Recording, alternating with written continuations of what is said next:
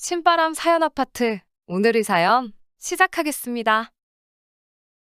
결혼한 지 2년차 부부입니다. 올해로 나이 둘 다 32로 동갑내기 커플입니다. 신랑도 장남, 저도 장녀예요.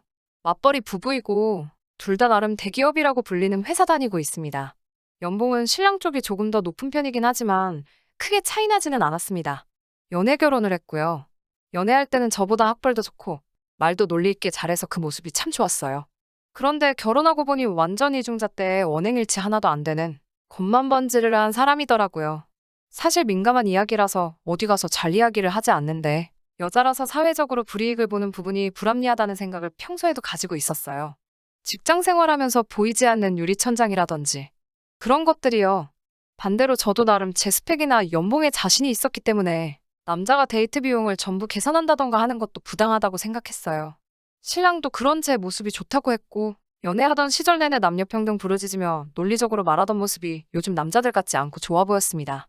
이 사람이라면 저를 잘 이해해 줄 거라는 생각에 덜컥 결혼을 약속하고 말았습니다.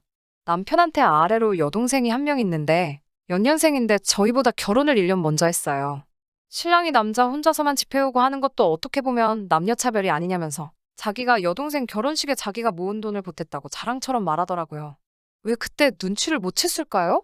지금 생각해보니 결혼자금 남자가 더 내는 게 아까워서 밑밥을 던진 거였다는 생각밖에 안 들고 연애도 2년 정도 되는 기간 동안 꽤 길게 만나왔는데 왜 진작에 그때 눈치채지 못했나 후회가 너무 커요.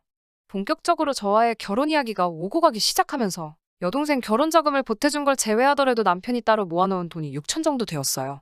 저는 그거보다는 조금 모자랐는데 고작 2천 정도 되는 돈 가지고 나중에 책 잡히기 싫다는 생각도 들어서 친정에다가 손을 벌려 결혼자금 똑같이 맞춰서 결혼했습니다. 결혼하고 나서도 서로 집안일도 분담해서 공동으로 하고 나름 그런 소소한 것들에 신경을 쓰고 있다는 느낌이 들었습니다. 하지만 그런 신랑의 진심을 알게 된 건 얼마 지나지 않아서였습니다. 결혼하고 맞는 첫 명절이 추석이었어요. 시댁에 새벽바람부터 가서 음식하는 거 돕고 설거지며 밥상도 제가 나서서 차리고 저녁 식사할 때는 시부모님과 약주도 같이 하면서 애교도 부리며 나름 이상적인 며느리 도리를 다 했어요. 다음날 아침에 누구보다 일찍 일어나 아침상도 차려드렸고요.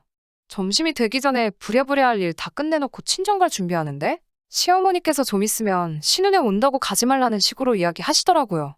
신랑을 쳐다보니까 괜히 딴청 피면서 걔들은 왜 이렇게 늦게 온대? 라고 말하면서 소파에서 일어날 생각을 안 하더라고요. 어이가 없어서 시어머니께 어머님, 저도 똑같은 딸인데 친정에도 가봐야죠. 라고 말하고 앉아있는 신랑 끌고 친정으로 출발했어요. 친정 가는 길에 뭐가 그렇게 불만인지 저한테 말도 한마디 안 걸더라고요. 친정에 도착해서도 손님인 것 마냥 가만히 앉아만 있었고요. 식사 자리에서 아버지가 남편에게 술을 권하는데도 자기가 술을 잘 못한다며 잔을 아예 뒤집어 놓더라고요. 아버지가 괜히 머쓱해 하시는 게 눈에 보이는데 술을 잘 못하는 건 사실이지만 먹고 죽자고 마시는 것도 아니고 분위기상 한두 잔 정도는 할 수 있지 않나요? 전날 시댁에서는 잘만 마셨거든요. 식사가 끝나고 나서 제 남동생이 매형하고 친해지고 싶다고 뭐 PC방에 가자는 둥, 당구는 칠 줄 아냐는 둥 물어봤는데 조금 피곤하다는 식으로 빼더라고요. 엄마가 신랑 눈치를 보더니 동생한테 매형 피곤한데 괴롭히지 말고 일찍 들어가서 자라고 하더군요. 어색해진 분위기에 가족들 소파에 모여 앉아서 조용히 텔레비전을 보고 있었어요. 식사하다가 바닥에 흘린 게 있어 저희 엄마가 걸레 들고 와서 바닥을 훔치는데 소파에 앉아서 발만 슬쩍 대고는 평소에는 잘 보지도 않는 뉴스만 뚫어져라 보고 있었어요. 정말 2시간도 안 되는 시간에 온 가족에게 무안을 주는 모습에 열이 다 받더라고요. 저녁에 잘 시간이 돼가지고 방에 들어가서 그거 가지고 한마디 하려는데 말도 꺼내기 전에 신랑이 자고 가는 거 불편한데 집에 가면 안 되냐고 하더라고요. 아까 아빠가 권한 술을 안 마신 것도 다 일부러 운전하려고 안 마셨다는 게 티가 팍팍 났어요. 부모님 계시는 데서 다투기 싫어서 더 말은 안 하고 집에 자꾸 가자고 하는 말은 그냥 무시하고 다음날 아침에 집에 왔습니다. 집에 와서 참다 너무 화가 나서 나는 시댁에서 할 도리 다 했는데 너는 어떻게 그럴 수가 있냐고 하니 친정 식구들이 어색해서 그랬다네요. 누군 시댁에서 안 어색하냐고. 나도 그만큼 노력했으니 너도 최소한의 도리만큼은 해줘야 되는 것 아니냐고 쏘아댔습니다. 다음부터는 자기도 노력하겠다는 마음에도 없는 사과를 받고 그날은 그렇게 넘어갔어요. 한 번은 이런 일도 있었어요.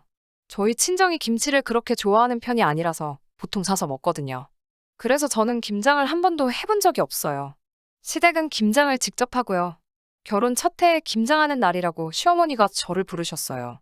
그걸 가지고 제가 우리 집도 안 하는 김장을 왜 해야 하냐며 불평한 적도 없습니다.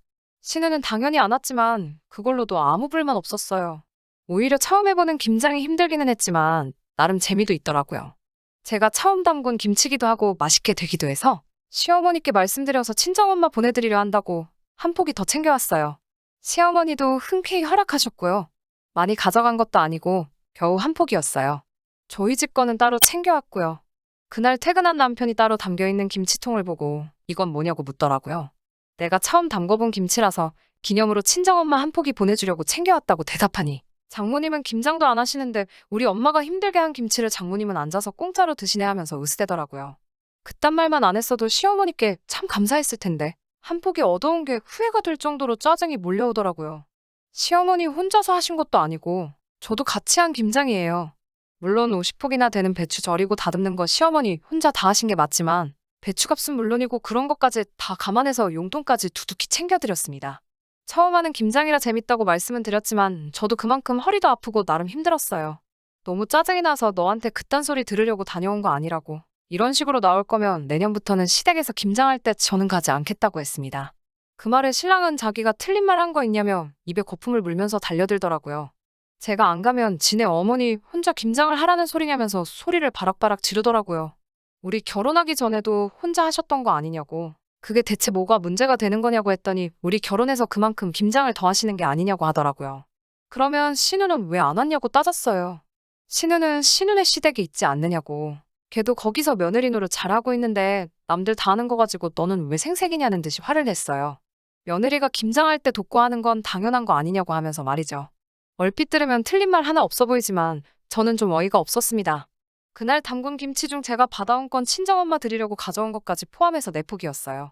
아버님이랑 둘이서만 계시는데 김장을 왜 이렇게 많이 담그냐고 질문했던 말에 시어머니는 동네 사람들 좀 나눠주기도 하고 신우네가 워낙 김치를 좋아해서 김장할 때마다 20포기씩 가져간다는 말을 하셨거든요. 신우네 시댁에서는 김치를 사 먹는데 꼭 엄마가 해준 김치를 먹어야겠다고. 신우는 시집 가서도 엄마 부려먹는다고 농담처럼 다 이야기해 주셨거든요. 그 사실도 다 말해가며 저는 앞으로 김장을 가지 않겠다고 다시 한번 선언했습니다. 친정엄마 한 포기 보내주는데도 이렇게 눈치를 봐야 하는데 신우 먹을 거 20포기나 도와주러 갈 생각 없다고 하니 아무 말도 못하고 가만히 있더라고요. 제가 한 고집 하는 걸 알고 있던지라 나중에는 자기가 말이 심했다고 사과를 했어요. 이미 제 마음은 다 상해버렸는데 그깟 미안하단 말 한마디 듣는다고 나아질 기분이었으면 애초에 이런 걸로 다투지도 않았겠지요. 저한테 미안한 거보다 지네 엄마 김장할 때 혼자 힘들 것 같으니 억지로 하는 사과라는 게 전부 티가 났지만 그냥 다음부터 이런 거 가지고 생색 안 내기로 하고 넘어갔어요. 하지만 진짜 참을 수 없는 일이 생기고 말았어요. 바로 3달 전이었어요. 외가이긴 하지만 제 형제 중에 유일한 여자 형제이고 나이도 비슷해서 제가 평소 친언니처럼 따르던 사촌언니가 결혼을 하게 되었어요. 아직 식날까지는 한 달 가까이 남았지만 제 결혼식 하는 것 마냥 기대가 되고 설레더라고요. 옷 입을 거 고르고 신랑도 결혼하더니 살이 좀 쪄서 새 옷을 살펴야 되나 뭐 이런 걱정을 하고 있었는데 언니 결혼식 2주를 앞두고 시어머니한테서 연락이 왔어요. 무슨 남편의 재종형제 누가 결혼식을 하게 되었다고요. 안타깝게도 사촌언니 결혼식 날짜와 똑같은 날이더라고요. 시어머니께 저는 사촌언니 결혼식이 있어서 거기에 꼭 참석을 해야 한다고 설명드렸어요. 시어머니는 안타깝지만 어쩔 수 없다며 그래도 남편이라도 참석하기로 했으니 다행이라는 듯이 말하고 전화를 끊으셨어요. 그런데 남편은 그날 퇴근하고 와서 저한테 불같이 화를 내더라고요. 시어머니께 연락을 따로 받은 건지 다짜고짜 결혼식 안 가기로 했냐면서 저보고 개념이 없다고 하네요. 제가 뭐가 문제냐고. 불참하는 것도 아니고 나는 내 언니네 결혼식 하고 너는 그 결혼식 가면 되지 않느냐고 했어요. 그랬더니 그게 말이나 되는 소리냐면서 자기가 호랍이도 아니고 결혼하고 나서 처음 있는 가족 행사이자 경조사인데 자기 혼자 가는 게 맞냐면서 따지더라고요. 친언니도 아닌데 뭘 챙기느냐면서 같이 가자고 하더라고요. 저도 나도 우리 결혼하고 우리 집에 처음 있는 경조사라고 나도 너랑 같이 가고 싶었지만 사정이 이런데 어쩌겠느냐고 따졌어요. 시어머니께 미리 설명도 드렸고 괜찮다고 하신 데다가 상황이 이렇게 겹쳤으니 각자 가야 할 꼭 하는 게 맞지 않냐고 따지고 친언니도 아닌데 뭘 챙기냐는 말에도 아무리 친언니가 아니더라도 네 재종형제보다는 가까운 친척 아니냐고 심지어 우리 결혼식에 와서 축하해준 사람도 아니고 생전 처음 보는 사람 결혼식을 내 언니 결혼식 내팽개치고 왜 챙겨야 하냐고 따졌더니 이럴 때는 여자가 남자한테 맞추는 게 당연한 거 아니냐는 식으로 나오더군요. 결혼할 때 남녀평등 외치던 게 누군데 전부 다 나한테 맞추라는 거냐고 했더니 앞으로 제가 아이를 갖게 되면 자기 혼자 외벌이를 하게 될 텐데 그땐 자기 혼자서만 돈을 벌어다 주니까 그때부턴 남자가 손해보는 거라고. 그때가 되면 자기가 혼자 돈 벌더라도 아무 말도 안 할 테니 지금부터 남자한테 맞추라는 말도 안 되는 소리를 하더라고요. 아직까진 시집을 오는 거지 결혼을 하는 게 아니라고. 뭘 좀 똑바로 알고 떠들라는 말까지 하니 그 순간부터는 더 말도 섞기 싫었어요.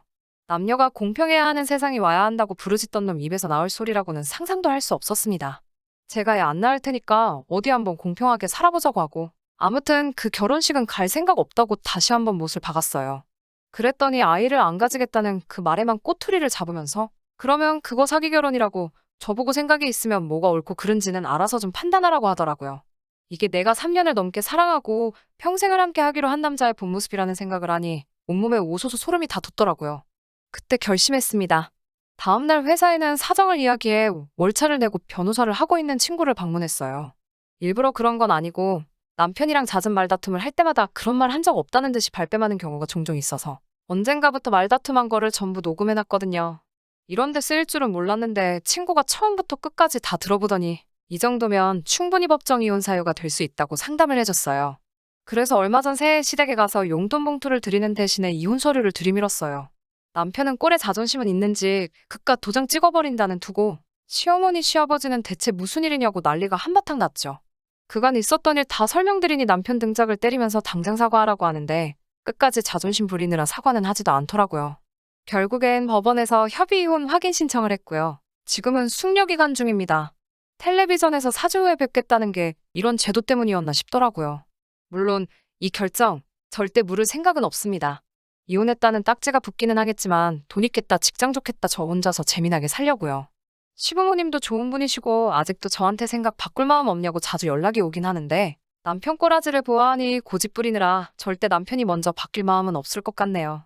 저도 포기했어요. 시어머니가 그래도 그간 수고 많았고 고생했다고 힘들건 알지만 종종 소식 전하면서 지내시자고 하는데 마음은 조금 아팠어요. 그래도 이 이중인격 같은 남편과 영원히 이별할 수 있으니 속이 너무 후련하고 좋네요. 끝까지 들어주셔서 감사합니다. 오늘의 사연은 여기까지입니다. 구독과 좋아요, 알람 설정 부탁드리고 더 좋은 사연으로 다시 찾아뵙겠습니다. 감사합니다.